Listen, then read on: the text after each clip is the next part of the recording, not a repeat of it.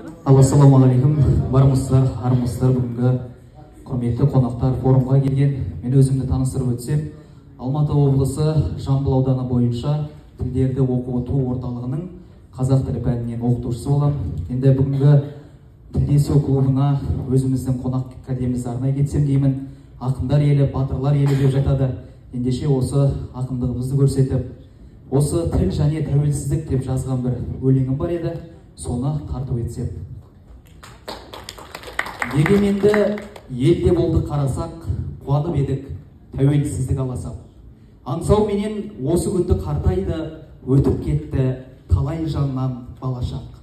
Енді міне тінім, тілім, дінім тәуелсіз, талай халық жүр ғой әлі әлемсіз. Шүкірлікпен атты таңым арайлап, осы күнге бір құдайым дәлелсіз.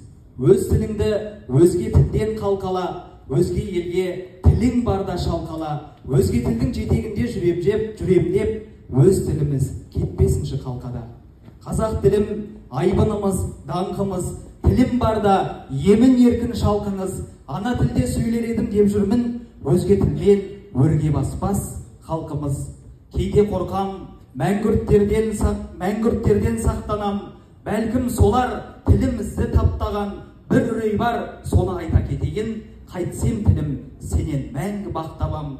Тілім шүкір, шұбарланбай келеді, ұрпақтарға көп қой әлі берері. Ана тілім тіршіліктің бастауы, келер ұрпақ оған кәміл сенеді.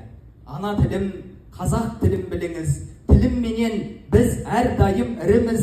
Тілім барда, бар халықтың алдында, біз өлмейміз, біз мәңгілік тіріміз.